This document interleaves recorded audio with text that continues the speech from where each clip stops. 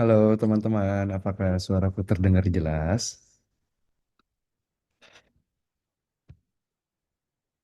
Suaraku aman ya?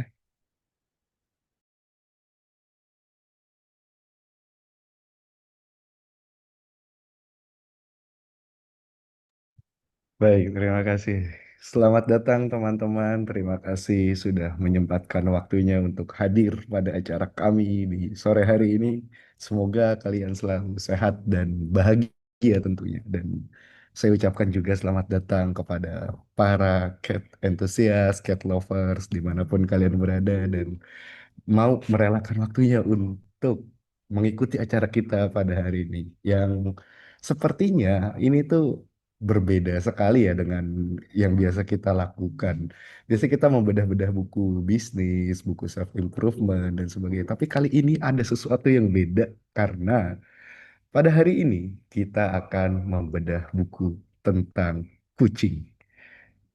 Yang lebih tepatnya buku Kitty Language, di mana kita akan belajar bersama-sama, kita bedah bersama-sama buku yang membahas tentang bahasa kucing.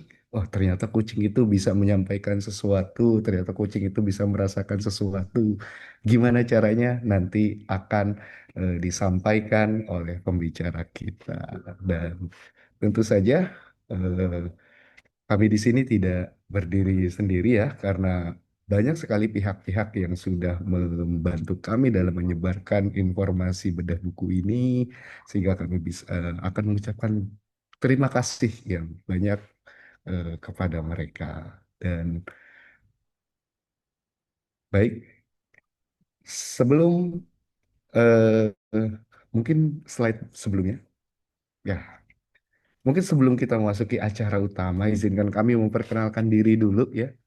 Kami adalah penerbit Renebook yang mungkin teman-teman baru pertama kali mendengar tentang penerbit Renebook. Apa sih apa sih penerbit Renebook itu? Dia menerbitkan buku-buku apa sih?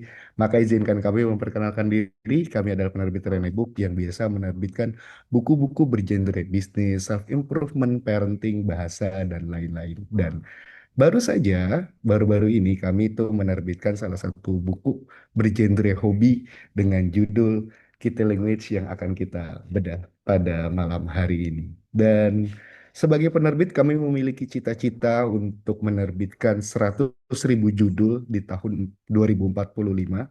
Dan tentu saja untuk mencapai tujuan tersebut kami tidak bisa berdiri sendiri, kami membutuhkan banyak sekali bantuan dari teman-teman, dari para pembaca, ekosistem perbukuan dan sebagainya. Sehingga kami membentuk yang namanya Rene Book Club sebagai ekosistem langsung dari kegiatan literasi Rene Book. Teman-teman mungkin sudah bergabung di WhatsApp grupnya ya, Rene Book Club dan sebagainya, di mana grup tersebut biasanya kami bagikan info-info menarik tentang kegiatan kami. Berikutnya Kak, slide berikutnya. Baik, dan tentu saja seperti yang tadi saya sampaikan, kami tidak bisa berdiri sendiri karena banyak sekali teman-teman yang membantu kami dalam mengupayakan tersebarnya informasi bedah buku kali ini. Oleh karena itu saya sampaikan terima kasih kepada teman-teman dari klub buku setengah tujuh, terus kemudian dari Lontara Book Club, Sobo Maus, Duduk Baca, PSBC, dan Semarang Book Club. Terima kasih telah membantu kami menyebarkan informasi pada hari ini. Dan tentu saja saya ingin menyapa pembicara kita pada sore hari ini. Ya, pembicara utama kita, Kak Marcel, sepertinya tadi sudah hadir ya. Halo Kak Marcel. Halo, selamat malam semuanya. Selamat malam Kak Marcel. Kak Marcel Apa? sehat-sehat? Alhamdulillah sehat, Mas Adit. Baik. Oke, sebelum kita lanjutkan ke Kak Marcel, ada info menarik nih dari diskusi atau bedah buku kita pada hari ini. Karena bagi satu peserta yang beruntung akan mendapatkan satu buku Kitty Language gratis dengan mengikuti rules yang sudah disediakan, seperti memfollow Instagram penerbit Renebook, mengupload ke Instastory tentang kegiatan hari ini, bisa berupa foto, bisa berupa rangkuman, dan sebagainya. Dan jangan lupa tag penerbit Renebook di story kamu. Nanti pengumuman giveaway-nya akan kami umumkan paling lambat besok. Baik, next. Oke, baik. Berikutnya kita akan langsung saja untuk mempersilahkan pembicara kita pada sore hari ini untuk apa namanya mengisi dan sedikit aja aku jelaskan bahwa Kak Marcel ini adalah seorang cat entusias yang memiliki akun Instagram dikenal sebagai kucing punya rahasia. Nah, teman-teman pasti sudah sering nih lihat bagaimana Kak Marcel membagikan edukasi tentang perilaku kucing dan sebagainya. Aku sendiri suka banget dengan konten-kontennya Kak Marcel sampai-sampai kalau teman-teman mungkin sudah punya bukunya Kak Marcel tuh aku ajak untuk ngasih testimoni di buku tersebut. Jadi di buku ini tuh udah ada testimoni juga dari Kak Marcel. Oke, tak usah berlama-lama lagi, mungkin aku langsung persilakan aja Kak Marcel untuk melanjutkan diskusi tersebut. Silakan Kak Marcel. Oke, terima kasih sebelumnya Mas Sakti udah menjadikan dan pihak Renebuk tentunya yang sudah memilih saya untuk jadi pembicara di webinar pada sore hari ini. Selamat malam semuanya, teman-teman yang hadir. Perkenalkan dulu, nama saya Marcel Yuda Putra. Kalian bisa panggil saya Marcel. Saya adalah seorang konten kreator sekaligus cat enthusiast selama kurang lebih 11 tahun. 11 tahun di Instagram, terus menambah juga di TikTok. Terus beberapa waktu yang lalu pihak Renebook itu menghubungi saya untuk mengajak kolaborasi dalam membahas buku yang judulnya Kitty Language. Kitty Language ini buku karya Lily Chin. Nah, di buku ini kita semuanya ngebahas tentang bahasa tubuh kucing ya. Tapi nggak cuma bahasa tubuh aja, mulai dari ekor, terus mulai dari kuping, mulai dari mata, semuanya lengkap di sini. Dan yang saya suka adalah buku ini nggak cuma tulisan aja, tapi kalau kalian bisa lihat sedikit di sini, saya kasih previewnya. Di sini dilihatin ada ilustrasinya, gitu. Ada ilustrasi dan jadi kalian melihatnya tuh nggak bosen. Jadi kalian bisa nangkap gambaran apa yang ditulis sama pengarangnya, yaitu Lily Chin, di sini. Nah, ya. Nah, sebagai cat enthusiast ini sebenarnya saya udah lama mengamati tingkah laku kucing ya, dan udah mulai mengerti gitu sama bahasa tubuhnya mereka gitu. Tapi sebetulnya buku ini tuh jadi membuat aku tuh berhenti sejenak dan pikir kayak, ternyata selama ini tuh aku belum bisa mengartikan bahasa tubuh kucing tuh secara utuh. Dan yang saya suka di buku Lilicin ini juga menyusun semuanya dengan visualnya bagus dan struktur, mulai dari pembahasan dari sinyal telinga, bentuk pupil, bahasa posisi ekor, hingga ekspresi wajah. Dan yang menarik, buku ini nggak cuma membantu saya memahami kucing, tapi juga membantu saya merefleksikan hubungan saya sama kucing saya. Gitu. Dan buku ini juga mengajarkan kita untuk jadi lebih sensitif dan berempati, karena ternyata mereka selalu berbicara sama kita lewat bahasa tubuhnya. Gitu.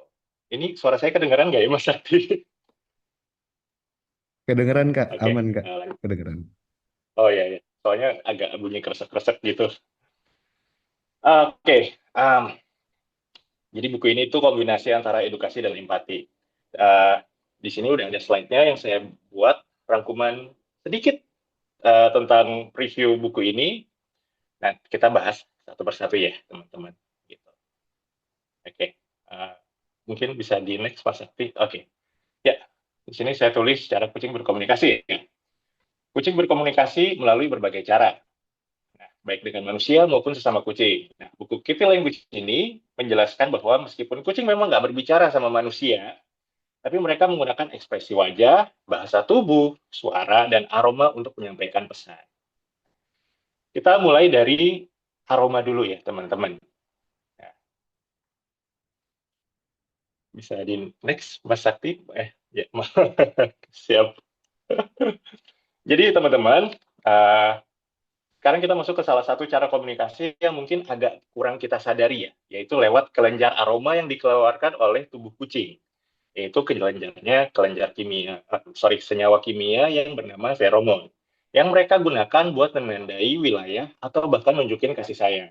Di sini bisa kalian lihat teman-teman, kucing itu mengeluarkan feromon dari berbagai titik di tubuh mereka, mulai dari kepala, terus ada di bawah kuping, terus ada di pipi, ada di dagu, ada di kaki, ada di daerah pantatnya ya. Terus ada ekor sama di pangkal ekornya gitu. Jadi kalau mereka misalnya lagi happy, itu mereka ngeluarin aroma itu buat nandain wilayah sama nandain kamu. nandain kamu tuh sebagai salah satu cara mereka untuk nunjukin, kamu ini punya aku loh, gitu. Aku sayang sama kamu, gitu kurang lebih ya teman-teman. Nah, memasuki ke slide berikutnya. Ya. Oke, tadi fungsi feromon saya jelaskan sedikit ya.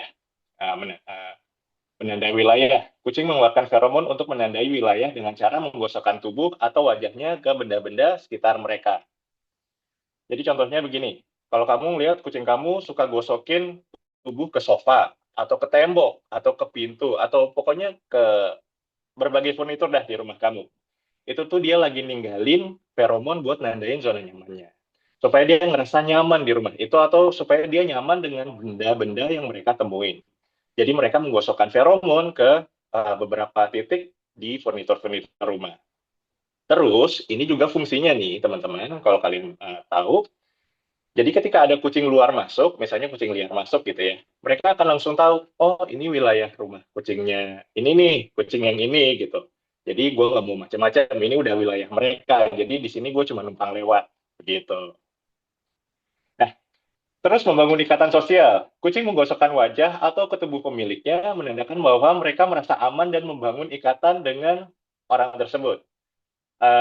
Siapa di sini yang misalnya kalau kalian lagi asik main handphone di ruang keluarga atau misalnya lagi nonton TV lah, tiba-tiba kucing kalian datang terus ngusap-ngusap kepalanya ke kaki atau ke tangan atau ke badan. Nah, itu bukan sekedar manja aja ya teman-teman, itu perilaku mereka yang emang mungkin terlihat cute gitu di mata kita. Tapi itu artinya dia tuh juga lagi nyebarin feromon lewat kelenjar kepala sama kelenjar pipinya. Dan dia bilang secara nggak langsung, kucing itu bilang, kamu ini bagian dari wilayahku dan aku nyaman sama kamu. Gitu. Jadi kalau misalnya teman-teman tiba-tiba lagi merasanya lagi nyantai, terus tiba-tiba kucing kalian datang, terus ngusap-ngusap kalian lewat kepala, itu tandanya tuh mereka udah nyaman banget sama kalian. Begitu. Terus yang ketiga, menunjukkan status emosional. Nah, kucing yang merasa stres atau terancam akan mengeluarkan feromon dengan cara yang berbeda. Dari kucing yang merasa senang atau merasa nyaman, atau yang lagi ngerasa sebaliknya. Gitu. Jadi feromon ini memang cuma bisa dicium sama sesama kucing aja, teman-teman. Tapi aroma feromon ini bisa berbeda-beda aromanya yang keluar dari tubuh mereka. Misal begini, ketika mereka lagi merasa marah atau lagi ngerasa tertekan gitu. Nah, kucing akan mengeluarkan feromon alarm yang menunjukkan kalau gue lagi nggak mau diganggu, jadi tolong jangan dekat-dekat atau kalian harus menjauh gitu. Begitupun kalau misalnya kalian punya kucing di rumah lebih dari satu ya, ada dua kucing gitu. Misalnya kucing kalian lagi keluar, terus yang satu lagi di rumah. Ketika mereka papasan ketemu di dalam rumah, itu kan biasanya mereka saling menyapa. Nah, menyapanya itu kan dengan saling mencium. Kalau kalian perhatiin, saling mencium hidung sama saling mencium bagian pantat, itu yang bagian paling lucu sih sebetulnya. Nah, kucing itu lagi ini nih, lagi nyari tahu ini orang habis dari mana, ini kucing habis dari mana nih dari luar gitu. Itu lagi baca informasi lah, terus lagi tahu juga dari feromon yang mereka hirup itu, mereka tahu, oh ini teman gue ini lagi ngerasa seneng, atau teman gue ini lagi ngerasa stres, atau teman gue ini lagi ngerasa waspada. Jadi feromon itu fungsinya untuk seperti yang saya sebutkan tadi teman-teman, untuk menandai wilayah, membangun ikatan sosial, dan menunjukkan status emosional. Gitu. Next, kita punya tatapan mata. Mata kucing menjadi salah satu indikator penting untuk membaca emosi dan intensi mereka. Ini saya udah bikin ilustrasinya sedikit. Di sini ada neutral, calm, pleased, playful, terus alarm, confused, angry, scared, sick, atau sick in pain. Ini bisa kalian lihat perbedaannya. Semakin kucing merasa excited atau merasa senang, biasanya matanya tuh makin bulat, teman-teman. Terus, tapi kalau misalnya mereka lagi ngerasa takut, atau lagi ngerasa waspada, atau lagi ngerasa marah, itu biasanya uh, pupil matanya tuh jadi satu gitu, jadi kecil, mengecil ya. Bisa kalian seperti yang kalian lihat di layar. Gitu. Nah, lanjut ke pembahasannya. Misalnya, saya mau menjelaskan dulu dari ini ya teman-teman, dari pupil membesar. Dari pupil membesar itu melebar. Nah, itu ada mengindikasikan ada rasa kegelisahan, kewaspadaan tinggi, atau bahkan kegembiraan yang intens, teman-teman. Jadi ketika misalnya mereka ngelihat kamu, terus mereka ngelihat pupilnya tuh ngebesar gitu, pupilnya ngebesar, itu tandanya tuh dia lagi seneng lihat kamu, ah ini orang yang gue sayang nih, gitu. Tapi kalau misalnya, eh, tapi kalian juga harus perhatikan teman-teman, nanti akan saya bahas di slide selanjutnya, tapi kalian harus juga perhatikan sama bagian telinganya ya, bagian telinga kuping. Misalnya mata kucing kalian membesar, tapi telinganya ke bawah. Itu bisa jadi mereka lagi ngerasa takut. Terus misalnya eh, telinganya membesar, tapi condong ke depan gitu. Condongnya ke depan, itu bisa jadi mereka lagi ngerasa terkejut atau kaget. Terus kalau misalnya telinganya naik ke atas, pupilnya membesar seperti yang saya bilang tadi, itu biasanya terjadi ketika mereka ngelihat kalian. Itu berarti mereka ngerasa senang, mereka merasa excited. Tapi kondisi cahaya juga bisa membantu membuat pupil itu membesar. Jadi misalnya semakin kecil cahaya yang masuk ke mata kucing, itu pupilnya juga membesar. Tapi kalau semakin uh, terang cahaya yang masuk ke mata kucing, pupilnya mengecil, menyipit gitu ya. Gitu. Nah, terus salah satu cara kucing menunjukkan ke teman-teman semua kalau mereka tuh sayang banget sama kamu tuh apa? Biasanya ketika mereka lagi nyantai, itu mata mereka tuh nyipit sedikit kayak gini nih, gitu. Kalau kalian perhatikan ya, itu tandanya mereka lagi nunjukin kalau aku sayang sama kamu. Atau di bahasa kucingnya, menurut para ilmuwan ya, itu mereka lagi ngasih kayak kiss bye gitu loh. Kalau kita kan kiss bye-nya pakai tangan ya. Kalau mereka itu kiss bye-nya tuh matanya menyipit gitu. Nah, teman-teman bisa bantu juga kalau misalnya apa tuh namanya, mereka menyipitkan mata, teman-teman juga bisa balas ke mereka untuk ngasih tahu kalau mereka juga sayang sama kalian. Kalian sayang sama mereka, sorry. Oke, kita lanjut ke telinga ya. Nah, di sini ya, telinga kucing itu bukan hanya organ pendengaran, tapi juga alat komunikasi visual yang sangat ekspresif dan dapat berputar sehingga 180 derajat. Memungkinkan mereka menangkap suara dari berbagai arah sekaligus mengirimkan sinyal emosional kepada manusia dan kucing lain. Nah, teman-teman, kucing itu bisa mendengar jarak sampai 1 kilometer, suara dari jarak 1 kilometer. Jadi eh, telinga kucing itu bisa dibilang salah satu indera pendengaran yang sangat canggih. Bahkan mereka bisa mendengar dan membedakan suara kendaraan kita yang udah datang dari jauh, itu mereka bisa tahu bedanya sama kendaraan lain. Itu hebatnya telinga kucing, teman-teman. Gitu. Nah, ya, di sini saya mau ngebahas sedikit telinga menghadap ke depan.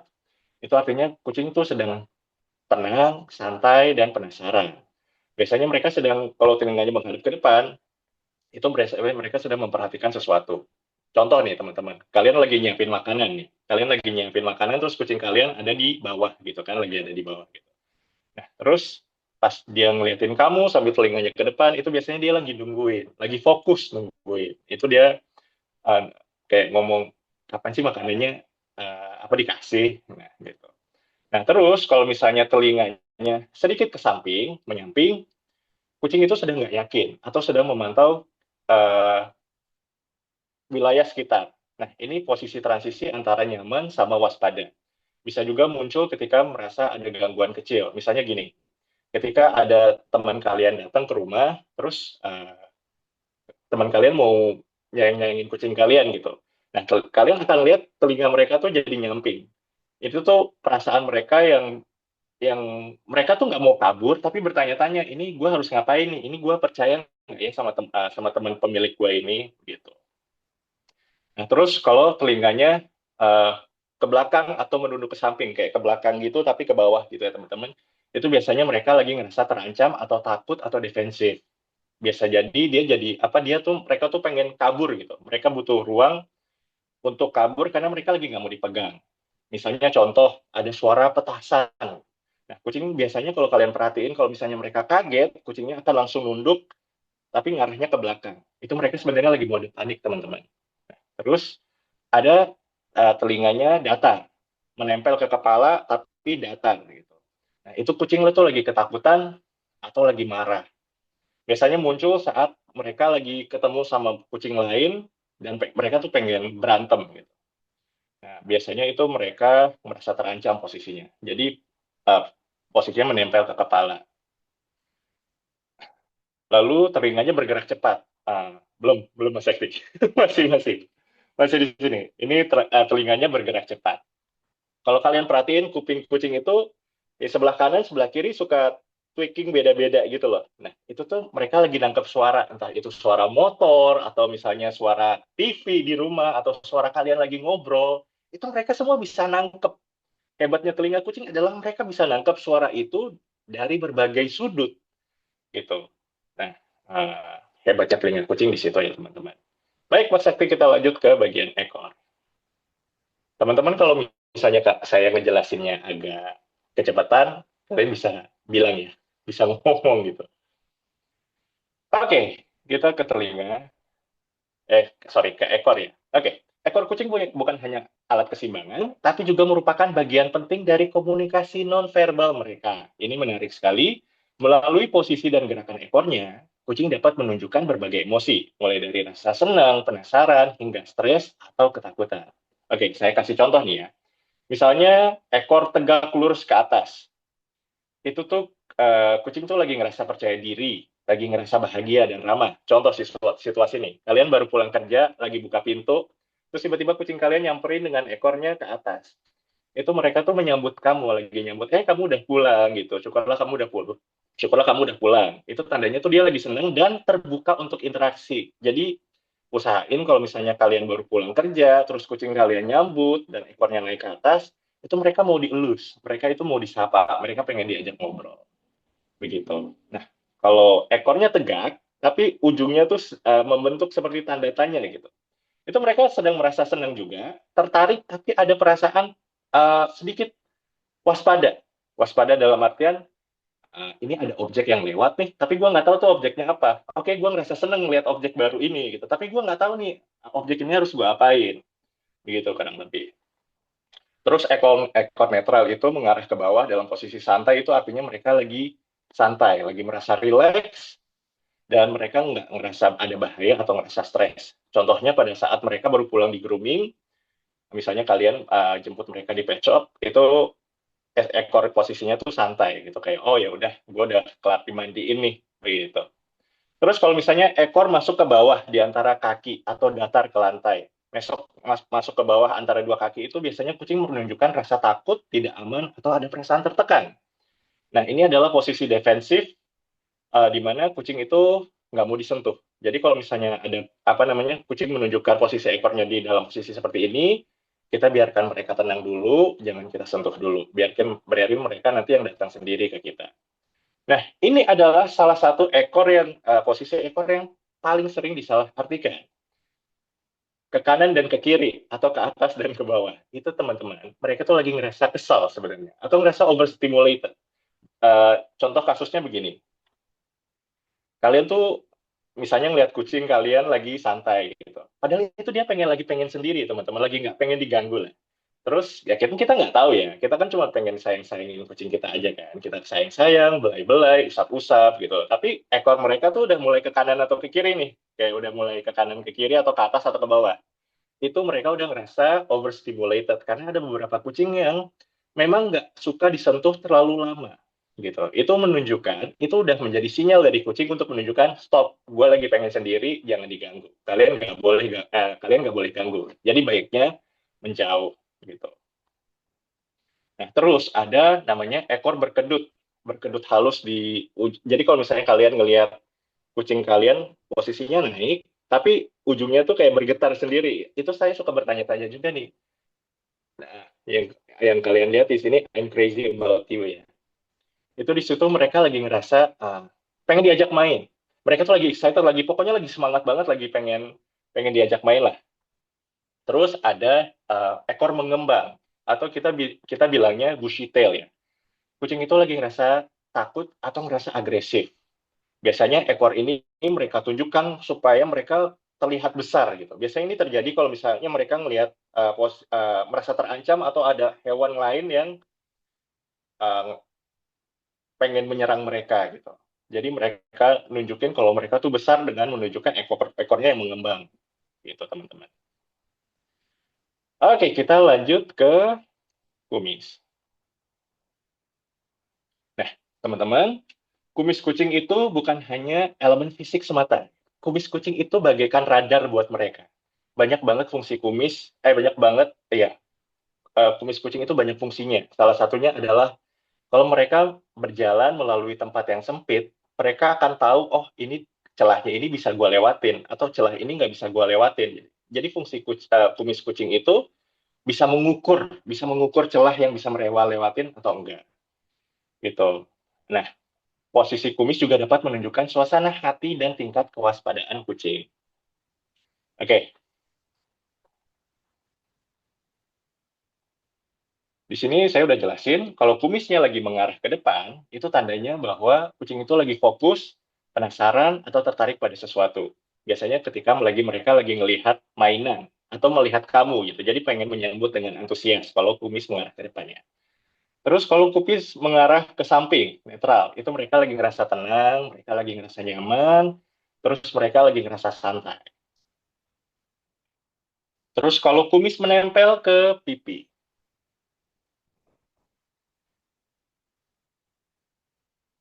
ya, kalau kumis menempel ke pipi itu menandakan mereka lagi ngerasa takut, mereka lagi ngerasa stres, dan lagi ngerasa defensif.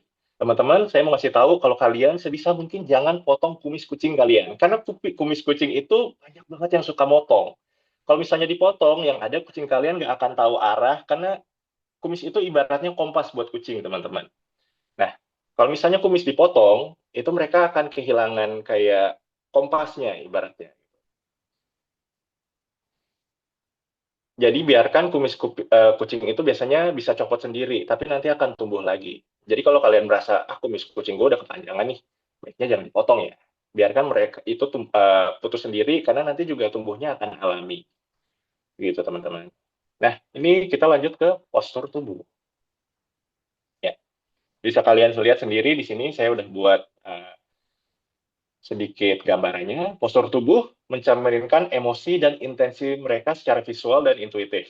Mulai dari posisi santai hingga tanda stres. Pokoknya setiap perubahan bentuk tubuh itu merupakan bentuk komunikasi yang penting dari kucing. Misalnya begini ya, saya kasih contoh. Misalnya kucing tiduran sambil perutnya terbuka. Ini banyak banget yang suka salah kaprah, mikir kalau kucingnya tuh lagi minta dielus, teman-teman. Padahal itu kucing cuma pengen nunjukin kalau di sini tuh gue merasa aman, dan di sini gue merasa santai, dan di sini gue ngerasa seneng lo ada di samping gue gitu. Tapi sebisa mungkin jangan disentuh, karena ada kucing yang nggak suka perutnya disentuh sama sekali. Jadi yang ada kalau misalnya mereka lagi menunjukkan posisi perutnya terbuka, terus kalian sentuh perutnya, kalian usap perutnya, itu mereka bisa langsung bad buat langsung kayak nutupin perutnya gitu loh. Ya, tapi kalau badan kucingnya itu ngecil atau mendekam, kayak mundur ke belakang, itu tandanya mereka lagi ngerasa takut atau lagi ngerasa nggak nyaman. Nah, tapi kalau kucing posisinya melengkung ke atas, kalau kalian lihat kan kalau kucing mau berantem itu posisinya nekuk ke atas ya, posisi tubuhnya gitu. Itu mereka nunjukin kalau, jangan macam-macam sama gue, badan gue besar loh. Padahal badan mereka ya segitu aja gitu. Mereka cuma pengen nunjukin sama lawannya kalau badan mereka tuh lebih besar. Jadi pengen membuat lawannya itu takut. Nah, tapi kalau misalnya kucing tuh lagi menunduk, kayak tangannya di sini, terus kepalanya di bawah, itu tuh mereka lagi fokus. Biasanya tuh mereka lagi pengen nyergap sesuatu, atau lagi pengen pengen nyerang sesuatu lah, bukan nyerang ya, dalam artian misalnya ada burung, itu mereka pengen pengen pengen sergap lah. Gitu.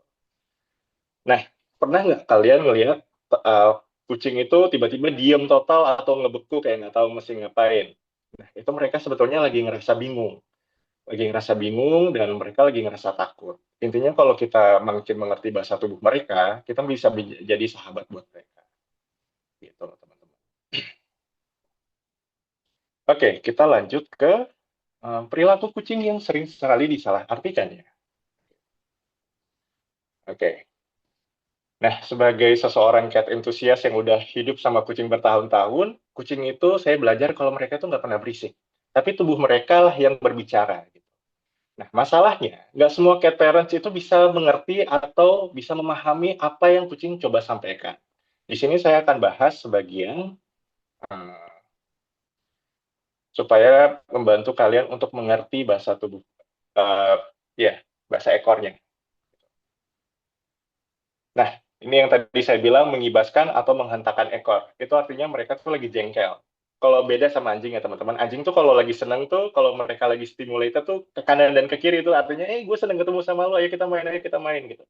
Beda sama kucing. Kucing itu kalau misalnya kucing itu kalau misalnya ekornya udah naik ke atas ke bawah atau lagi ke kanan atau ke kiri, itu mereka sebenarnya lagi jengkel, mereka sebetulnya lagi nggak mood, dan mereka nggak pengen diganggu gitu. Nah, yang kedua, tidur di tempat tertutup atau sempit. Kucing itu emang punya kebiasaan ketika mereka lagi sakit atau di penghujung hidupnya, mereka emang biasanya nyari tempat yang tertutup untuk beristirahat gitu ya, beristirahat untuk selamanya gitu. Tapi kucing juga memang di satu sisi, kucing memang nyari tempat istirahatnya itu yang tempatnya sempit supaya tertutup. Itu udah jadi naluri mereka sebagai hewan yang berburu sama diburu.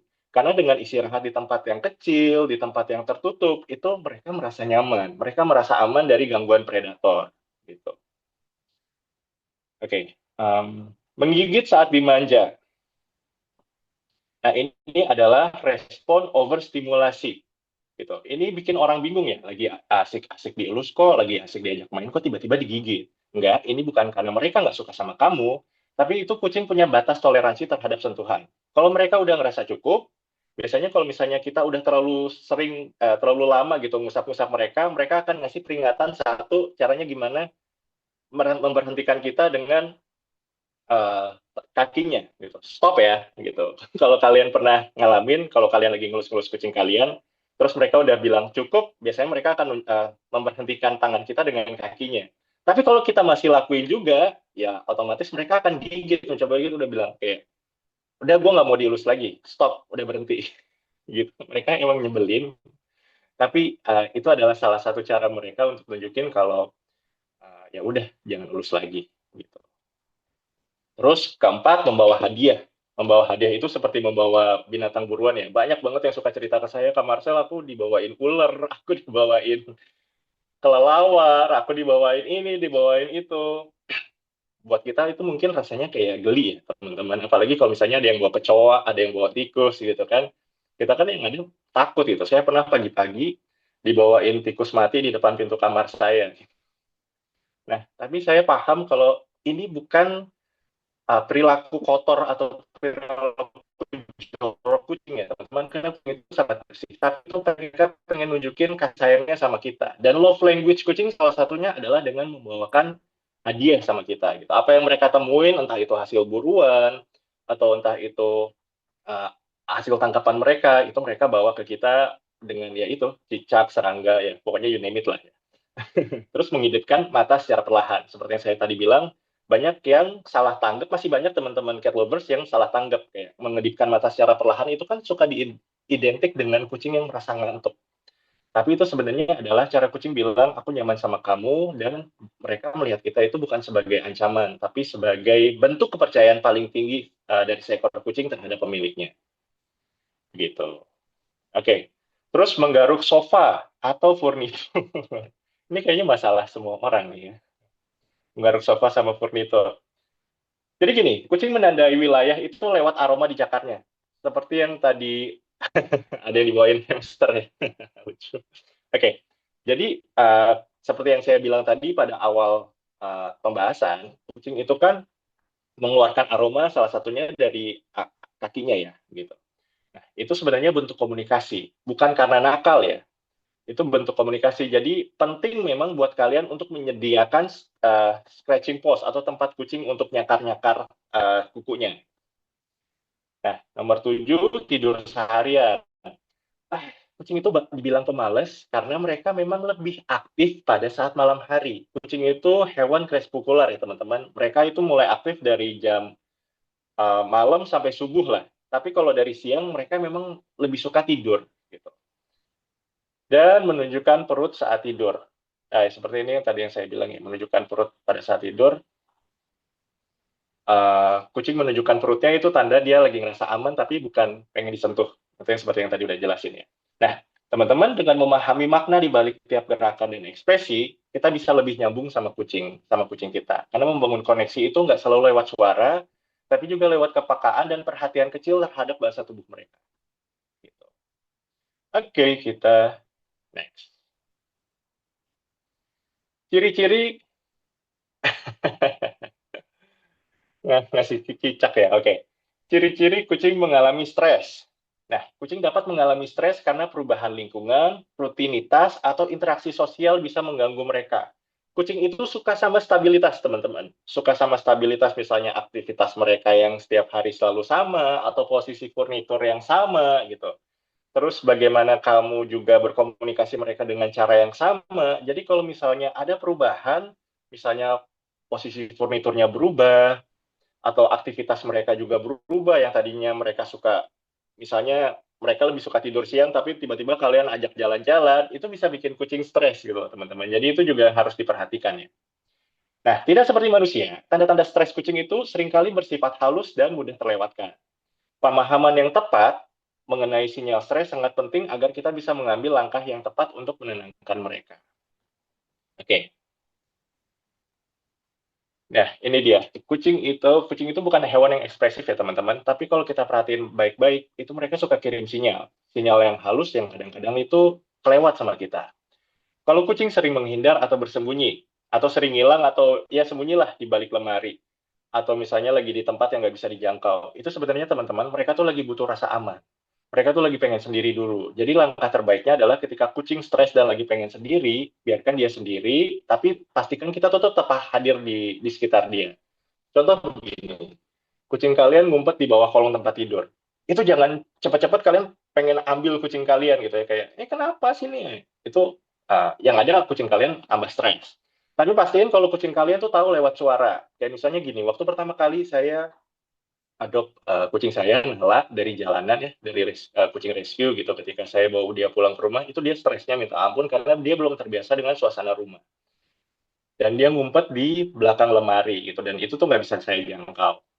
Nah, yang pertama saya lakukan adalah saya nggak cepet-cepet kayak berusaha approach dia, tapi saya pastiin, Nala, di sini kamu aman, di sini rumah kamu, nggak apa-apa kamu ngumpet dulu aja senyamannya kamu, tapi nanti balik lagi yang kaku ya. Itu selalu saya bilang dengan suara kita yang lembut. Dari situ sebenarnya mereka udah mulai bisa nangkap, udah mulai bisa merasa, oh, oke, gue lagi ngerasa takut nih, tapi ada sosok suara yang nemenin gue. Jadi dari situ Nala sedikit demi sedikit mulai terbuka sama saya. Gitu. Nah, kedua, perubahan pola makan. Biasanya saat kucing kehilangan nafsu makan, itu bisa jadi karena dua, teman-teman. Bosen, sama bosen dengan makanannya, atau sakit. Nah, kalau misalnya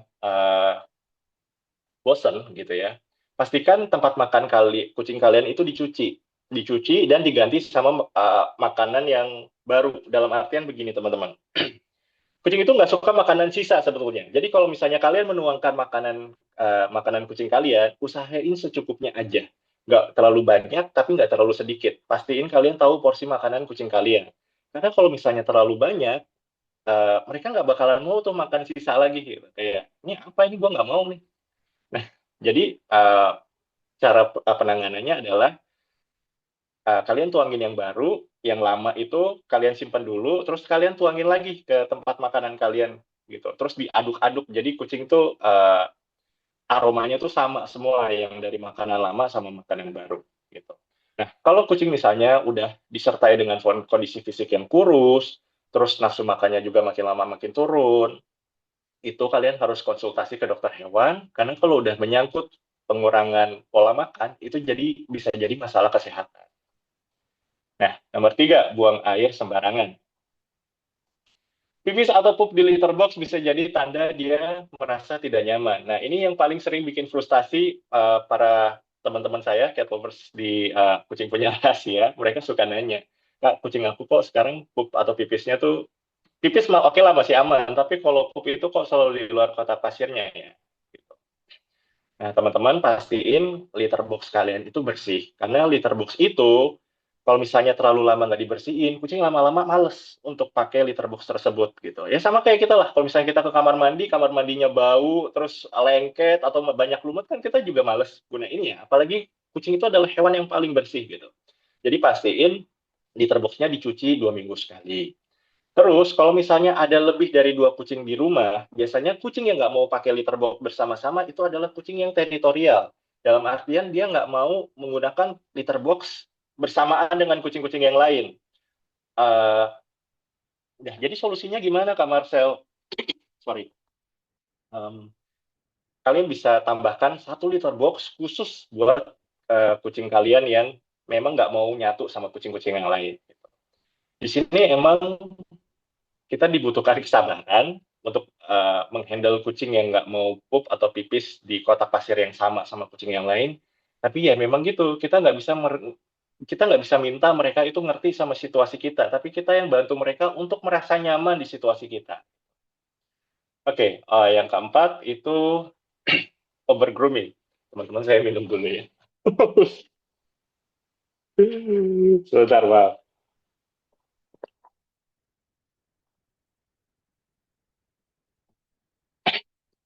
Oke, siap.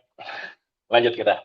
Over grooming, kalau kucing mulai menjilat dirinya berlebihan sampai bulunya rontok, atau sebaliknya, dia malas atau grooming dan bulunya jadi kusut, itu biasanya disebabkan karena berbagai hal. Salah satunya adalah penyakit kulit. Misalnya, samponya nggak cocok. Atau hindari sebisa mungkin produk parfum kucing, teman-teman. Karena itu paling sering mengakibatkan iritasi di kulit kucing. Kan ada beberapa cat lovers datang ke saya, Kak, aku pengen kucing aku tuh, Kak, aku mau kucing aku tuh wangi gitu. Nah, oke, menurut kita kucing kita dikasih parfum wangi, tapi buat kucingnya itu mereka nggak nyaman dengan bau chemical yang kita kasih gitu. Nah, jadi ini tuh kasus yang paling banyak menyebabkan iritasi di kulit kucing gitu. Atau ada bisa juga karena luka berkelahi sama kucing lain. Jadi kalau misalnya kucing kalian tuh grooming terlalu sering di beberapa bagian tertentu gitu ya, itu bisa jadi ada luka yang nggak kelihatan yang soalnya kan bulu kucing kan tebel ya. Jadi kalau misalnya dia grooming di posisi itu bisa jadi ada bekas luka. Saya pengen cerita sedikit. Beberapa bulan yang lalu, ada momen di mana Kofi berantem tanpa sepengetahuan kucing saya, berantem sama kucing tetangga. Nah, pas saya eh, pas dia pulang ke rumah, itu saya ngeliat kok dia grooming yang di posisi lehernya terus gitu kan sampai rontok gitu. Nah, terus akhirnya eh, saya lihatlah, waduh, ternyata lukanya tuh sampai panjang banget gitu. Akhirnya saya bawa ke dokter. Saya bawa ke dokter hewan, dicukur, dan lukanya lumayan parah, teman-teman. Luka basahnya tuh udah makin membesar gitu. Tapi alhamdulillah, untungnya dikasih obat, dikasih antibiotik. Sekarang lukanya udah kering, udah bagus lagi kulitnya. Gitu. Jadi kalian perhatiin kalau misalnya kucing kalian suka berantem sama kucing lain, atau misalnya kucing kucing di dalam rumah itu kan rentan sama eh, perebutan wilayah ya gitu. Jadi perhatiin kalau misalnya kucing kalian berantem pastiin nggak ada yang nggak ada luka lah di tubuh mereka gitu. Gitu. Oke. Yang kelima menjadi agresif atau sensitif. Ketika kucing jadi mudah nyakar, marah atau tiba-tiba nggak mau disentuh, itu tandanya mereka tuh lagi ngerasa nggak nyaman. Penyebabnya bisa jadi karena stres atau kehadiran kucing baru atau ada sakit di bagian tubuhnya. Jadi misalnya gini, kucing kalian biasanya suka digendong nih, digendong biasanya mereka nggak pernah ada masalah gitu. Nah, tapi ini ketika mereka digendong sama kalian, tiba-tiba mereka gigit atau mereka nyakar kayak mereka nggak mau. Gitu. Nah, itu kalian harus perhatiin. Apakah ini bisa jadi di dalam organ tubuh kucing kalian itu lagi ada masalah sehingga ketika mereka disentuh itu lagi ngerasa sakit. Karena pernah ada kejadian salah satu follower saya tiba-tiba kucing yang tadi suka digendong gitu ya. Terus ketika digendong itu dia nangis kayak ngeraung-ngeraung lah. Tapi ternyata setelah diperiksa ke dokter ada masalah sama ginjalnya. Ginjalnya ada membesar sedikit gitu. Tapi setelah diobatin akhirnya semuanya alhamdulillah baik-baik aja. Gitu. Jadi ketika ada perubahan kucing kalian terlalu agresif atau kucing kalian jadi tiba-tiba galak, lebih baik segera bawa ke dokter hewan atau animal behaviorist yang paham cara bantu kucing keluar dari tekanan emosional tanpa harus pakai pendekatan yang kasar. Gitu. Lalu menjalin dan uh, menjalin hubungan yang dengan kucing ya. Oke, oke teman-teman, menjalin hubungan yang baik sama kucing itu nggak instan. Bukan kayak adopsi hari ini, besoknya manja-manja. Nggak sama sekali. Butuh waktu, butuh proses supaya mereka percaya sama kita, butuh uh, apa ya? pendekatan yang lebih halus ya, lebih subtle gitu. Nggak bisa yang kita agresif terlalu ngedeketin kucing supaya mereka ngerasa nyaman dengan kita, nggak bisa kayak gitu. Jadi pendekatannya harus pelan-pelan, dari momen sederhana sampai interaksi kecil yang penuh rasa hormat. Nah, teman-teman, kadang nih ya, ketika lagi bisa nyantai aja di ruang TV gitu, atau lagi duduk sambil main handphone gitu. Ketika kucing nyamperin, terus duduk di samping kita aja, itu sebenarnya adalah cara mereka menyampaikan kalau mereka tuh sayang sama kita. Itu yang kita tuh suka nggak sadar. Disangkanya, oh mereka cuma pengen duduk aja. Padahal enggak, teman-teman. Itu cara mereka menyampaikan kalau, aku tuh sayang sama kamu. Memang cara menyampaikannya tuh, cara menyampaikan kucing sayang sama kita itu nggak berisik. Nggak berisik dan lebih lebih apa ya, lebih kalem lah cara menunjukkannya. Nah, yang pertama kita coba belajari dulu bahasa mereka. Kadang kita tuh terlalu ada kalanya kita sebagai manusia itu terlalu mau dimengerti sampai lupa belajar untuk ngerti dulu, gitu loh teman-teman. Padahal kucing itu nggak pernah minta banyak. Dia cuma pengen ngerasa nyaman satu, terus ngerasa dia juga butuh ruang dan dia juga kita juga harus tahu kapan mereka ingin dekat sama kita. Seperti yang saya bilang tadi, kita nggak bisa maksain kalau kita terus yang datang ke mereka dengan kita sayang-sayang, kita gendong-gendong, nggak seperti itu. Biarin mereka yang datang ke kita, baru setelah itu kita lakukan komunikasi yang halus dengan mengusap mereka, dengan sayang-sayangin mereka, gitu. Nah, dari arah telinganya, dari ekor yang bergerak pelan, bahkan dari cara kucing itu melirik kamu, semuanya itu ada maknanya. Ketika kita udah mulai peka dan paham sama hal itu, hubungan kalian secara perlahan akan berubah pelan-pelan. Nah, yang kedua, bangun kepercayaan lewat konsistensi. Oke, kucing itu kayak kita. Dia itu nggak percaya sama orang yang cuma hadir sekali, teman-teman. Ibarat kita ya, mau pacaran aja itu kan ada PDKT-nya ya. PDKT untuk nunjukin kalau, oh ini orang ternyata serius nih. Gitu. Atau nggak usah pacaran deh, temen aja deh. Temen untuk jadi sahabat kan butuh konsistensi juga. Begitupun dengan kucing. Kalau kita hadir, nggak memaksa, terus nggak akan drama, nggak agresif, kucing itu yang akan datang duluan ke kita. Mereka itu nggak perlu digendong atau dielus setiap saat, cukup hadir sama konsisten aja, cukup duduk aja di samping mereka, nggak ngapa-ngapain, terus ajak ngobrol, itu kucing akan ngerasa, oh orang ini aman buat aku, teman-teman. Begitu. Nah, yang ketiga, buat dia merasa rumah itu adalah tempat yang nyaman, yang aman. Buat manusia, rumah itu tempat pulang. Betul nggak? Buat kita, rumah itu tempat kita pulang, tempat kita meninggalkan segala hiruk pikuk dunia, kerjaan, stres karena kerjaan atau stres karena hal-hal lain. Tapi buat kucing, rumah kita yang ini itu adalah dunia mereka gitu. Dan dunia mereka itu harus tenang, harus bisa ditebak sama kucing dan punya sudut-sudut kecil yang nyaman di mana tempat mereka tidur, tempat mereka menghabiskan waktu bengong, tempat mereka bersembunyi gitu.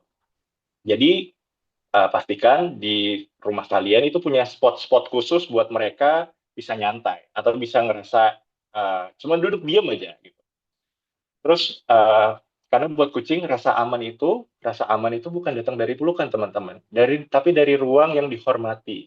Jadi ketika mereka lagi duduk, jangan karena kita lagi iseng atau kepo langsung kita datengin terus kita gendong, kita ajak main, enggak. Tapi hormati space mereka, maka mereka akan datang sendiri ke kita. Gitu. Terus interaksi yang bermakna, bukan yang berlebihan. Kadang tuh kita mikir, kucing tuh semakin diperhatiin, yang ada mereka makin dekat gitu. Pikiran kita, asumsi kita tuh seperti itu.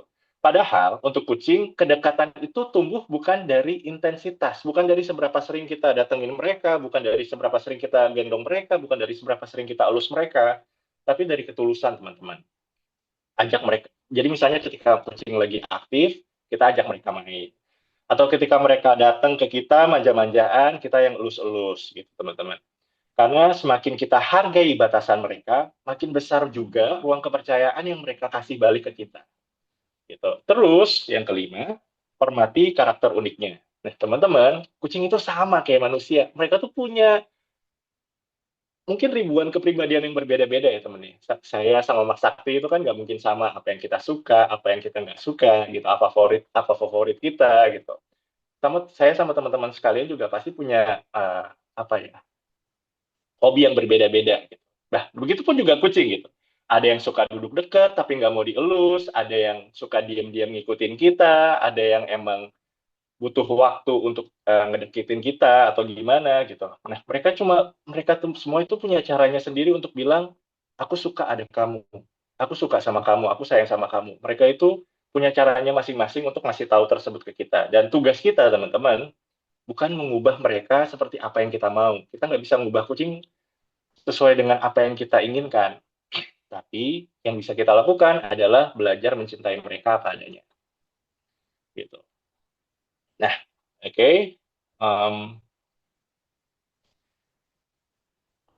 Kucing itu sahabat setia. Hubungan sama kucing itu nggak datang dari seberapa sering kita elus atau seberapa mahal makanan yang kita kasih. Tapi bagaimana kita hadir secara konsisten, lembut, dan tulus. Karena begitu mereka percaya, mereka akan jadi teman yang paling setia. Yang diem-diem jagain kita. Yang selalu nungguin kita pulang, walaupun emang mungkin nggak ada suara. Jadi, saya bersyukur saya suka sama kucing, dan ya begitu, teman. Ya, sekian presentasi dari saya, teman-teman. Terima kasih sudah menjelaskan. Sudah mendengarkan. Maaf ya Mas Sakti saya. Gak apa-apa, silakan minum dulu, Kak Marcel. Santai-santai, tenang aja, aman-aman.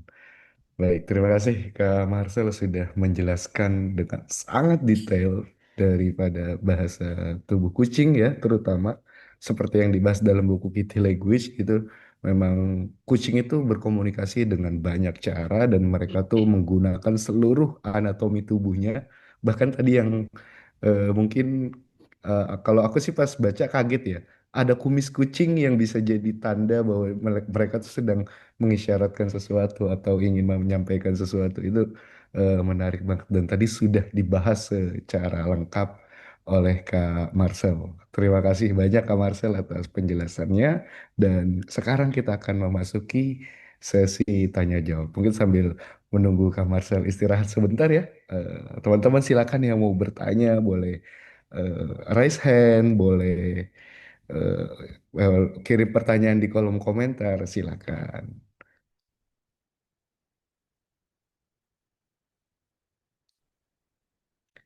Yuk, silakan teman-teman jika ingin mau bertanya langsung terkait bahasan yang tadi sudah disampaikan, bisa raise hand atau langsung saja menuliskan di kolom chat ya, teman-teman.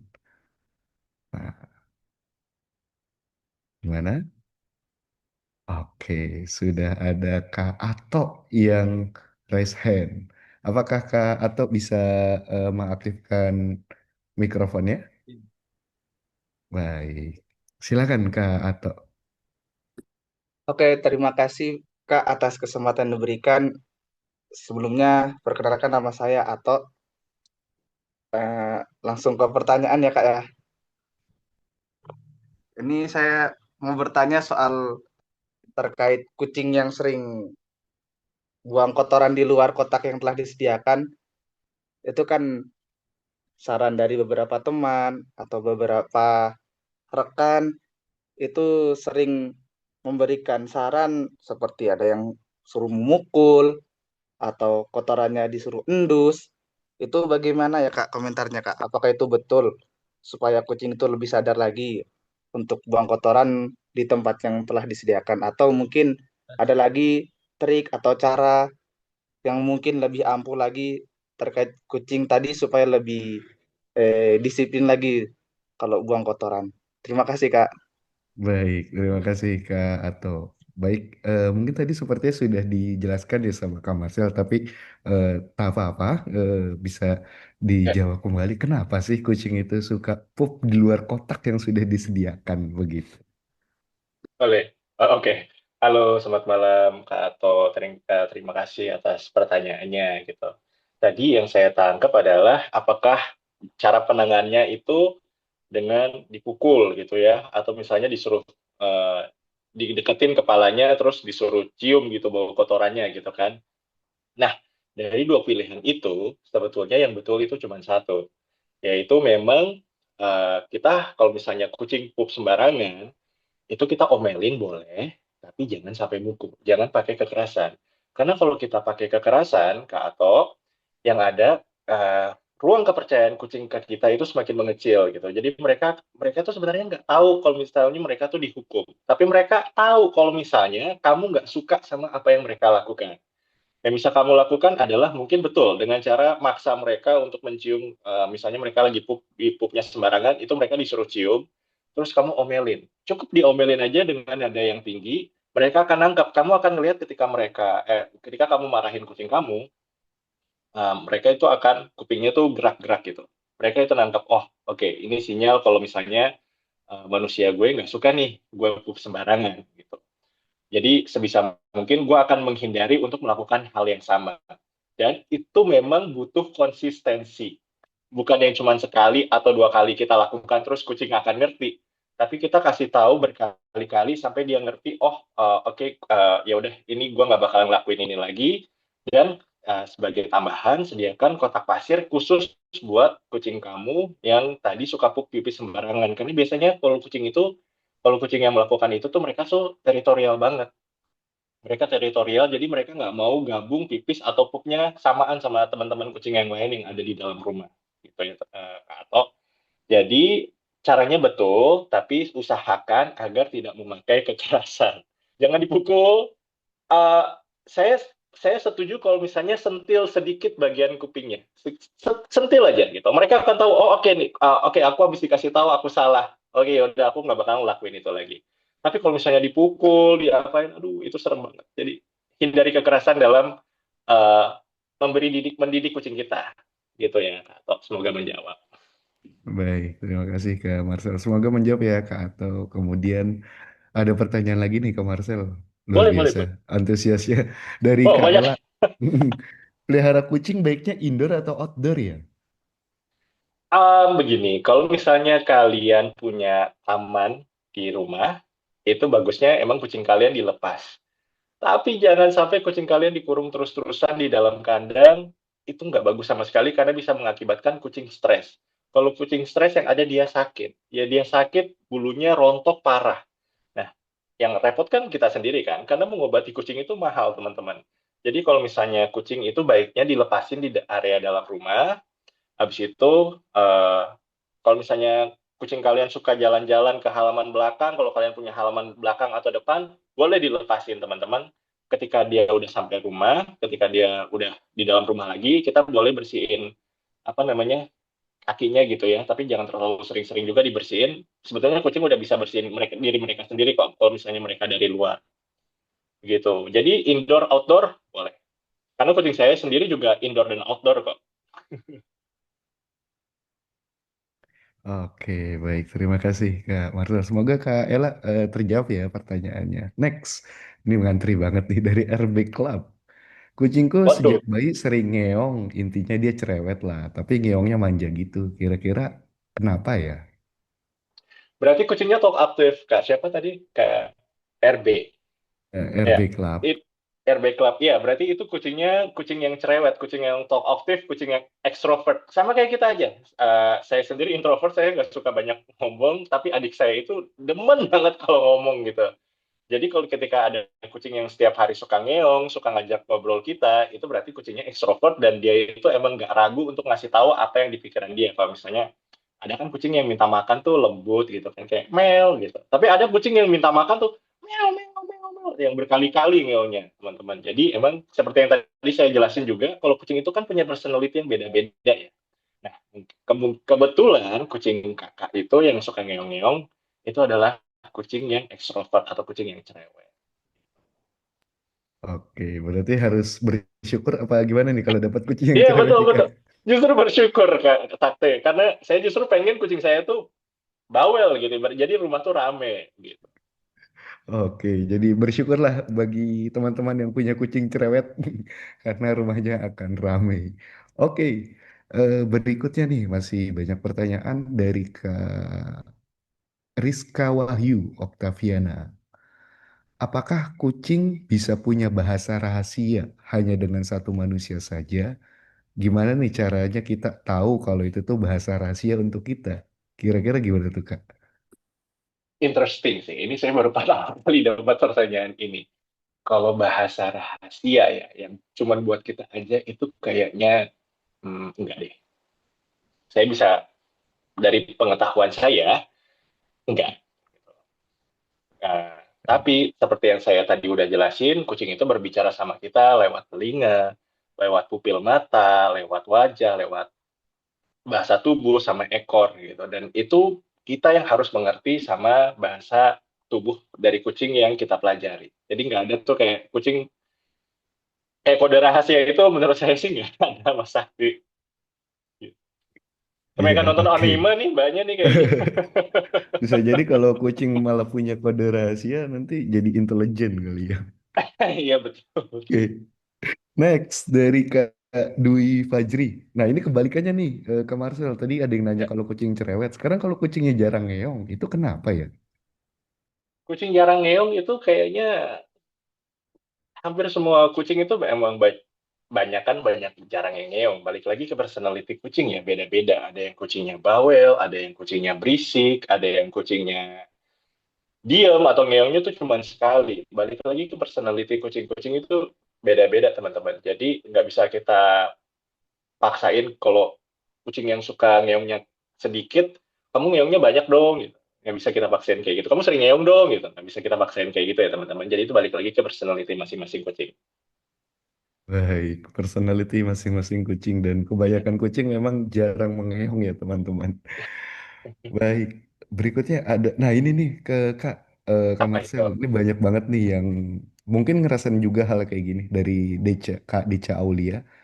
Kalau kucing kita nih suka ngajak kucing asing buat main ke rumah gitu, kayak bawa temen. Itu baiknya kita gimana ya? Apa kita adopsi juga kucing yang diajak yang gitu atau gimana ya? Waduh, iya iya, itu saya jadi keinget kucing saya yang benar-benar benar-benar.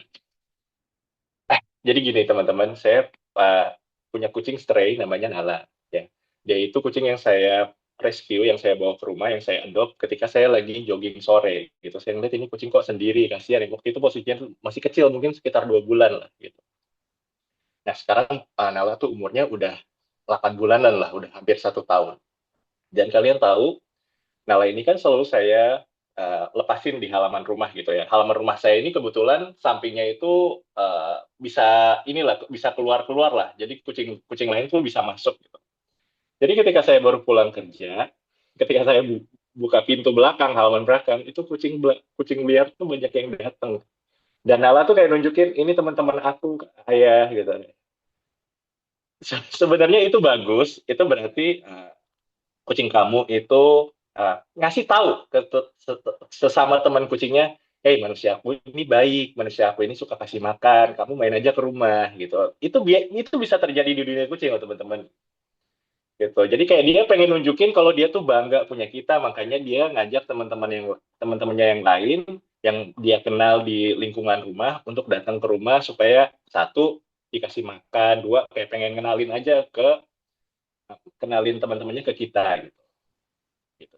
Ini siapa yang nanya tadi, Mas Sakti? Kak Deca Aulia. Kak Deca Oleh. Oh, Iya. itu pertanyaan sangat personal sih, karena itu lagi saya alamin belakangan ini. Oke, baik. Oke, Next dari Kak Didik. Punya kucing lebih dari satu tuh lebih susah nggak sih Kak buat bondingnya? kucing dari satu. Oke. Jadi gini teman-teman, kucing itu kan hewan yang soliter sebetulnya ya. Jadi ketika kita punya satu kucing, kucing tuh sebenarnya maunya gua aja deh di rumah gitu. Gua aja yang jadi anak lo. Jangan nggak usah ajak-ajak kucing lain gitu. Tapi kan mereka nggak tahu ya. Gitu. Jadi ketika ada kucing baru datang dari luar rumah, itu biasanya mereka akan, ini siapa gitu, ngapain lu ajak-ajak dia? Kayak dulu pas pertama kali saya adopt Nala ke rumah, kucing saya yang Coffee ini ngambeknya bisa sampai berhari-hari dia nggak pulang. Gitu. Nah, butuh waktu beberapa minggu sampai Coffee akhirnya terbiasa sama kucing saya yang baru, Nala. Jadi, bondingnya itu karena masing-masing, balik lagi, karena masing-masing personality kucing itu beda-beda, kita harus tahu sifat mereka tuh kayak gimana, jadi bonding kita tuh juga beda-beda ke kucing kita masing-masing. Gitu. Dan itu adalah tanggung jawab ya teman-teman. Kalian sanggup nggak untuk bisa membagi tanggung jawab kalian untuk memiliki lebih dari satu kucing di rumah? Karena ketika kalian punya kucing lebih dari satu di rumah, otomatis kan tanggung jawab lebih besar ya. Tanggung jawab mental, tanggung jawab perhatian, tanggung jawab finansial juga gitu. Jadi sebelum kalian mau memutuskan untuk adopsi kucing baru, kalian harus tanya dulu ke diri kalian sendiri, ini kira-kira gue siap nggak ya untuk mengadopsi kucing lebih dari satu di rumah? Ini gue siap nggak ya? Kondisi finansial gue siap nggak ya? Gitu. Terus gue juga siap nggak ya untuk bonding sama kucing yang baru? Gitu ya. Kurang lebih begitu Mas Sakti. Oke, terima kasih. Next dari buku Orange ini pertanyaannya aku tertarik ya dan karena belum tahu juga sih. Gimana Hah? Kak komentarnya soal street cats di Turki?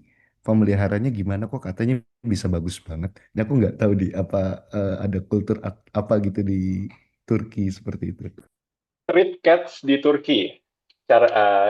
Cara manajemennya lah ya gitu. Ya, oke.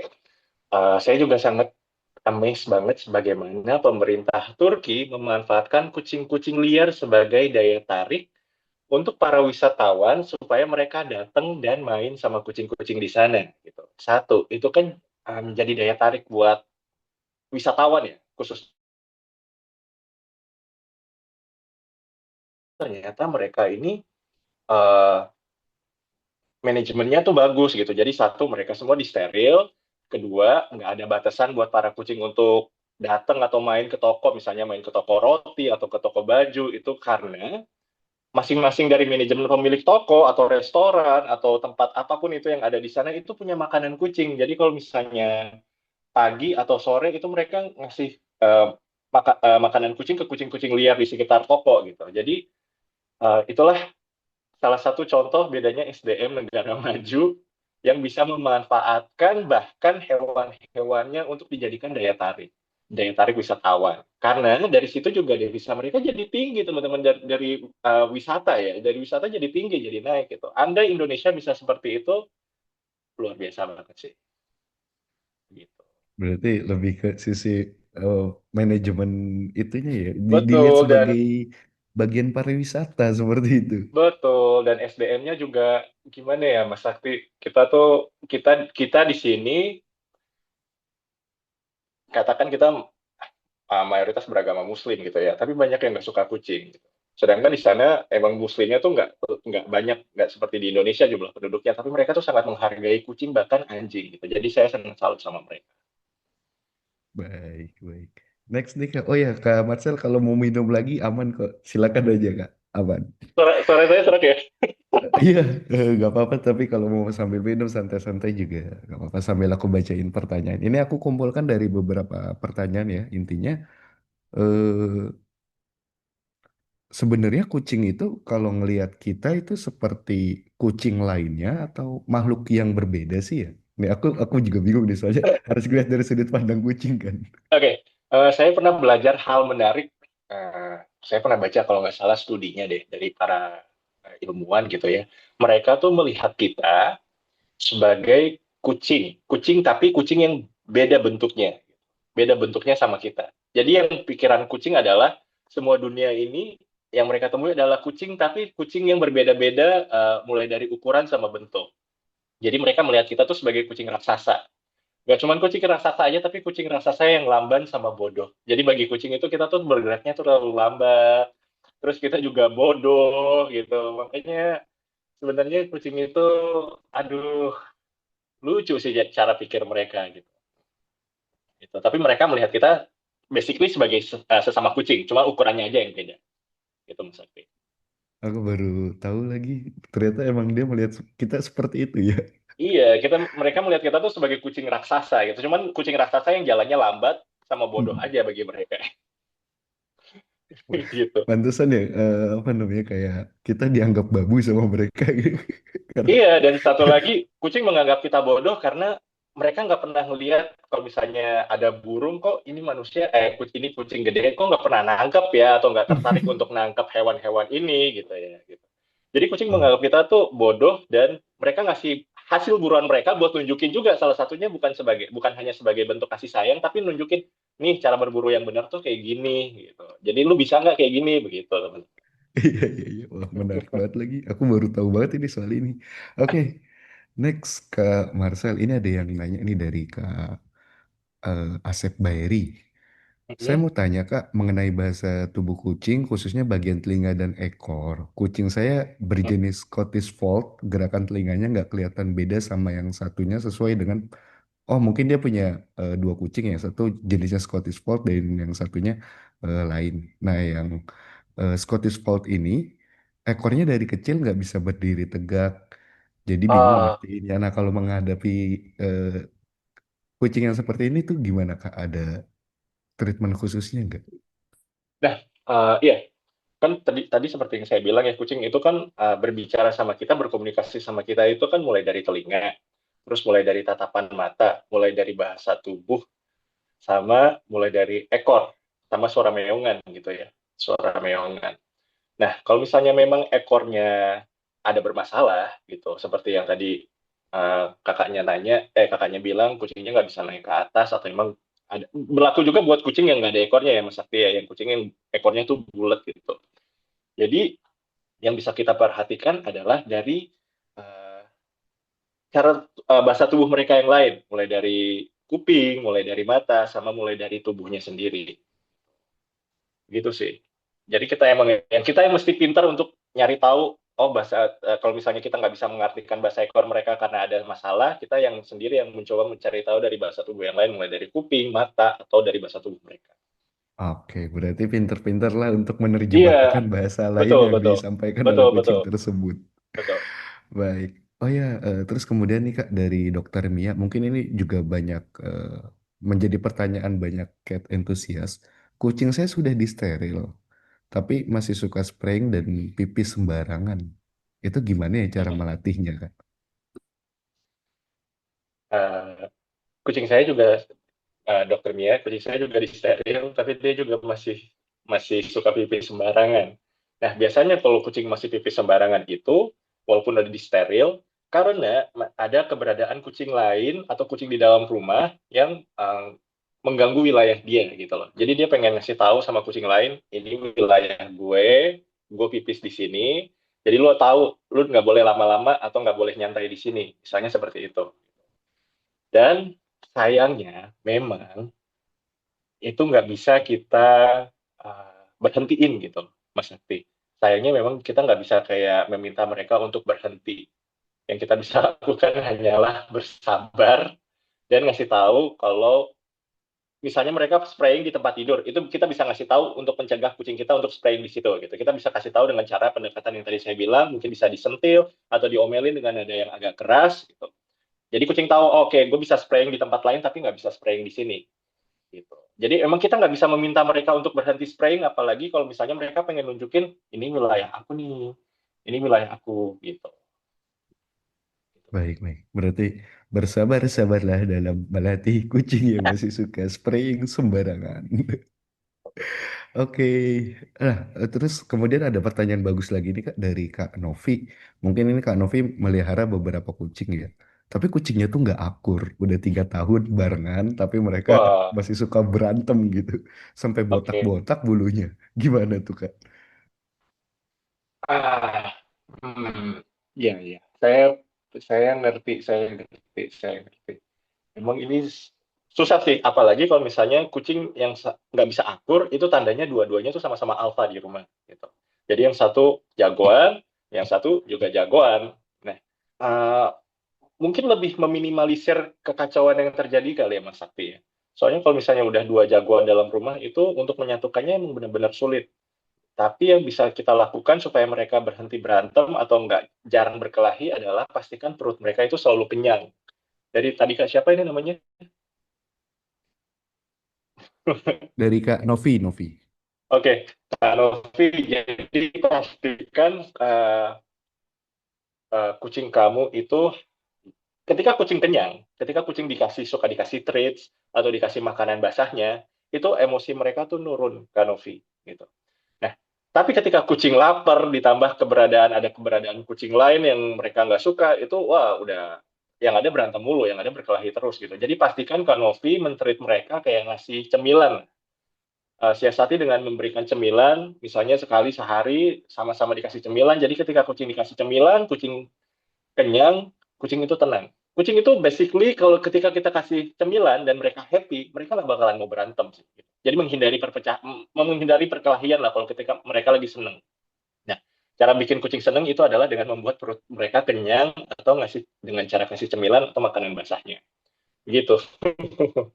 Oke, berarti kurang lebih kayak manusia ya, urusan makanan bisa bikin kumpul gitu. Bisa Iya. bikin akur. Oke, next Kak, dari Kak Putri nih. Halo Kak Marcel, biasanya Halo, untuk Kak.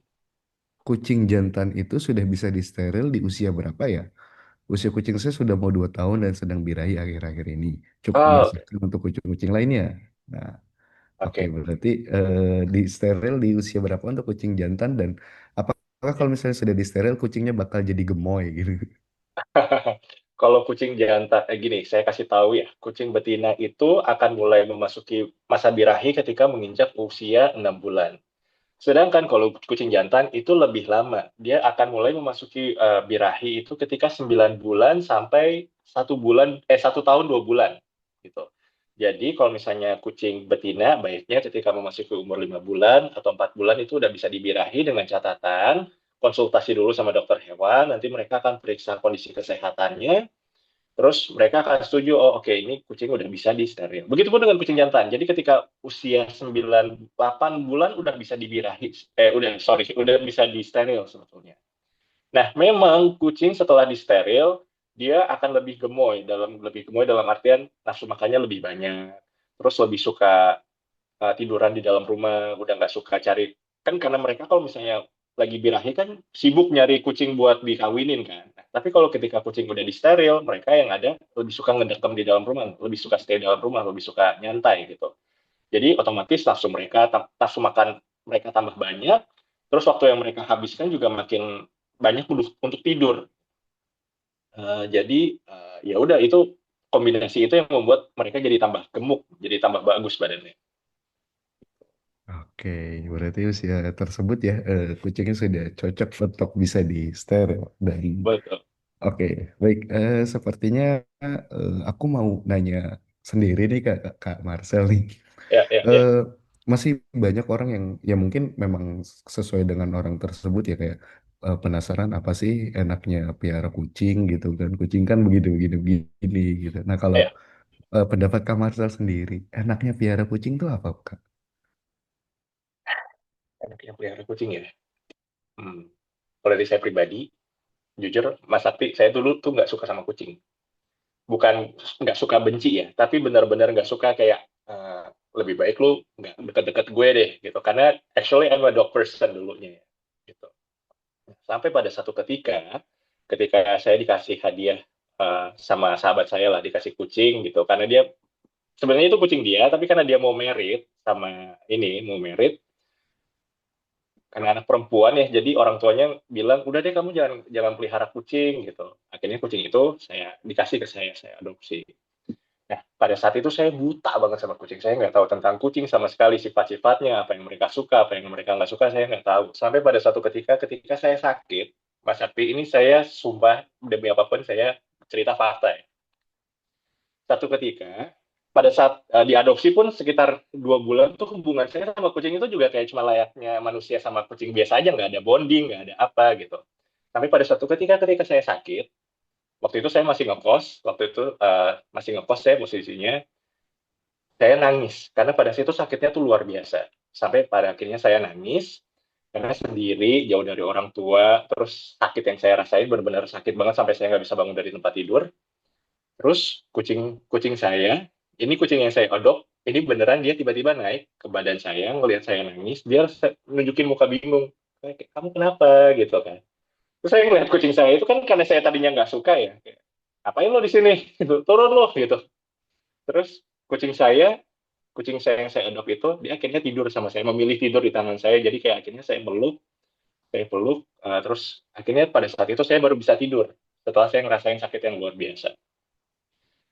Setelah itu saya bangun pagi-pagi, kucing saya masih tidurnya tuh masih peluk saya gitu, masih peluk tangan saya gitu. Jadi ketika saya ngeliat, oh ternyata kucing itu bisa jadi sahabat juga ya, bisa ngerti gitu loh. Pada saat itu saya nangis, mereka tuh bisa tahu, mereka bisa paham apa yang lagi saya rasain yang membuat saya ngerasa saya udah nggak apa namanya, yang mereka datang, kucing saya datang pada saat itu. Jadi kalau dibilang kucing nggak ada manfaatnya, salah besar sih. Justru dari kejadian itu saya belajar banyak kalau kucing itu sangat sayang sama pemiliknya.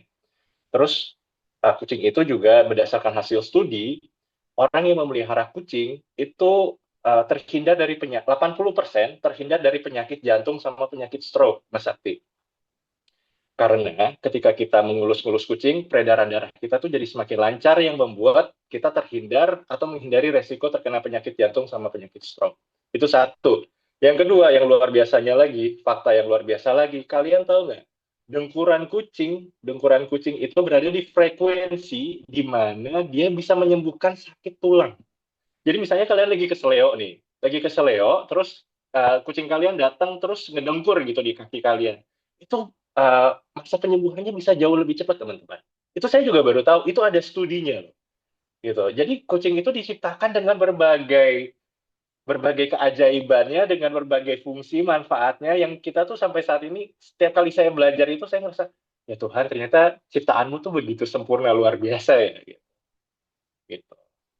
Itu Mas Wow, Sakti. aku baru tahu banget fakta ini. Ya, ya ampun, ternyata emang mantep banget gitu, keren banget. Ya, Iya. bahkan eh, sampai tadi ada yang meneliti suara dengkuran kucing, kucing tuh ada di resonansi yang berapa dan fungsinya Iya, untuk betul, apa. betul. Dan itu bisa Keren banget. menyembuhkan patah tuh bisa bukan langsung sembuh ya, tapi mempercepat Hmm. penyembuhan patah tulang atau keseleo. Jadi luar biasa dengkuran kucing itu luar biasa, Pak. Oke, baik. Eh, terus kemudian ada yang bertanya nih Kak Marsal dari Kak Kaila. Ya. Ini kucing itu bisa ngelihat warna nggak sih? Karena ada yang bilang kucing itu cuma bisa ngelihat warna biru dan hijau gitu. Begini, teman-teman, kucing bisa melihat warna, tapi nggak setajam seperti yang kita lihat, gitu. Kayak bisa misalnya gini kita ngelihat warna merahnya merah terang gitu, tapi yang kita lihat kucing lihat itu warna merah merah pudar. Jadi yang warnanya udah pudar. Begitupun juga dengan warna kuning, warna biru. Sebenarnya mereka bisa melihat warna, tapi mungkin ada maaf kalau misalnya saya salah, karena saya lupa-lupa ingat gitu. Tapi ada beberapa warna yang mereka emang nggak bisa lihat. Tapi basically kucing bisa melihat dunia dengan sama seperti apa yang kita lihat, hanya saja warnanya tuh saturasinya menurun. Gitu. Kalau kita bisa melihat warna ini biru terang gitu ya. Tapi kucing akan lihat ini biru luntur gitu teman-teman. Gitu. Oke, satu fakta terbuka lagi ya tentang cara melihat kucing, Itu cara penglihatan kucing begitu. Baik, terima betul. kasih Kak Marcel. Oke, sepertinya sudah tidak ada pertanyaan lagi, teman-teman. Apakah masih ada yang mau bertanya lagi? Karena setelah aku lihat, sepertinya sudah banyak pertanyaan yang sama dan sudah terjawab begitu.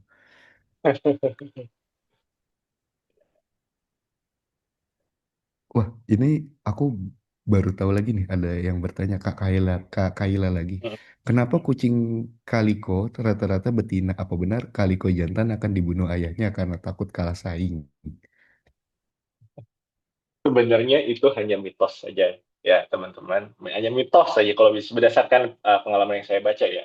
Tapi kenapa kucing kaliko itu kebanyakan betina itu ada hubungannya sama kromosom yang terbentuk ketika uh, kucing itu hamil gitu loh. Jadi saya kurang saya lupa secara detailnya, tapi yang ada kaitannya dengan kromosom mereka lah, Mas Sakti.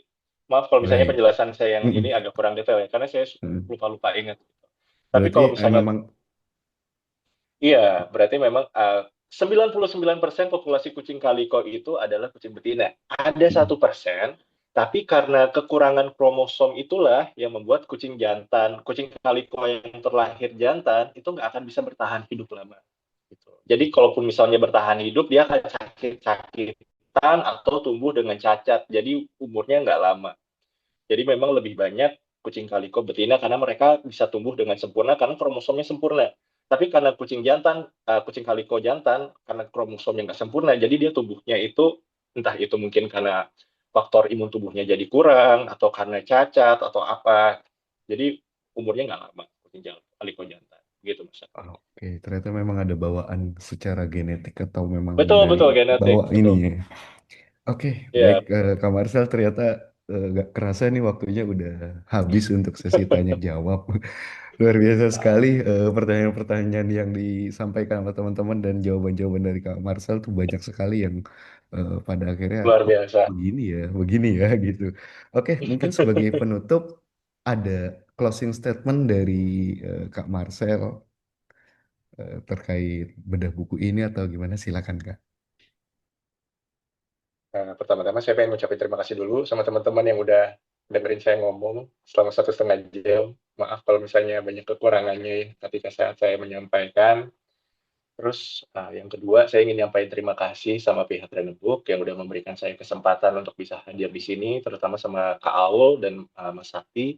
Fun fact, sebetulnya sebelum Mas Aul sama Mas Sakti itu kemarin sempat menghubungin saya, jujur saya lagi ngerasa burn out banget sebagai seorang content creator ya. Karena saya ngerasa, aduh ini apalagi yang mau disampaikan ya. Gitu. Saya udah pengen quit aja gitu sebelumnya. Tapi saya bawa sholat, saya bawa berdoa, terus sepertinya emang Tuhan tuh belum boleh mengizinkan saya untuk berhenti, karena tiba-tiba Kak Aul ya, Kak Aul tiba-tiba datang hubungin saya sama Mas Sakti untuk jadi pembicara di webinar kali ini. Dan nggak cuma kalian aja, tapi tiba-tiba dari doa itu banyak banget brand-brand yang tiba hubungin saya untuk ajak kerjasama. Jadi saya sangat berterima kasih untuk kepercayaan yang udah diberikan sama pihak Renebook, sama Kak Aul, sama Mas Sakti. Terima kasih banget.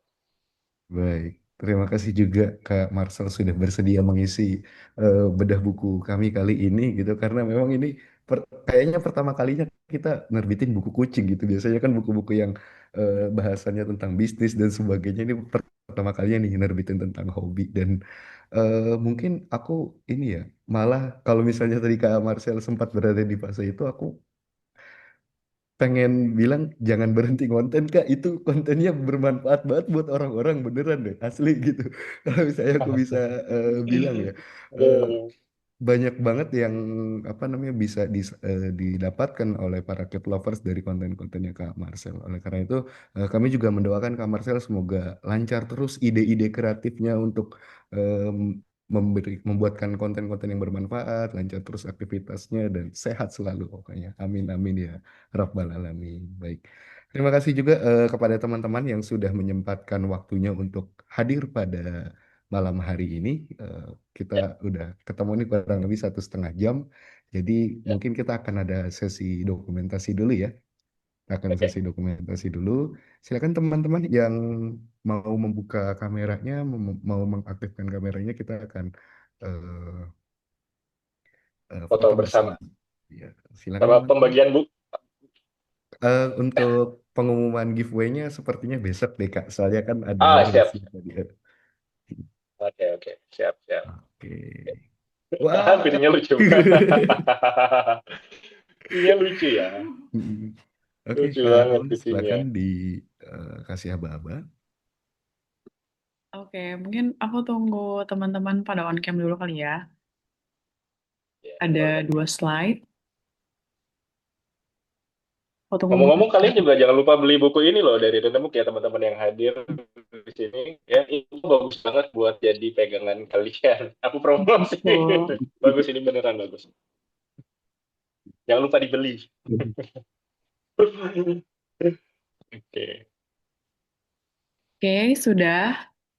Kalau gitu aku bisa screenshot. Mungkin bisa mulai berpose teman-teman. Aku hitung mundur. Ya. 1, 2, 3. Oke, lagi. Ganti pose. Bentar. 1, 2, 3. Oke, mungkin ada yang mau pose sama kucingnya. Oke, lagi terakhir. Oke, 1, 2, 3. Sip.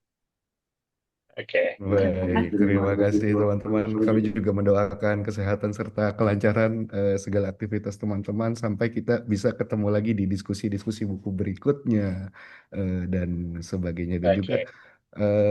apa namanya? uh, Kami juga butuh bantuan teman-teman untuk memberikan kritik, saran, masukan dan sebagainya untuk membuat acara-acara bedah buku seperti ini jauh lebih baik lagi. Nanti mungkin disampaikan lewat kolom komentar ya, Kak Aul untuk mengisi link feedbacknya. Dan juga teman-teman kalau misalnya mau mendapatkan sertifikat dari acara ini, silakan mengisi formulir formulir yang sudah disediakan seperti itu. Next, Kak Aul. Dan juga kami ingin menyampaikan buku-buku baru kami yang sudah diterbitkan seperti itu.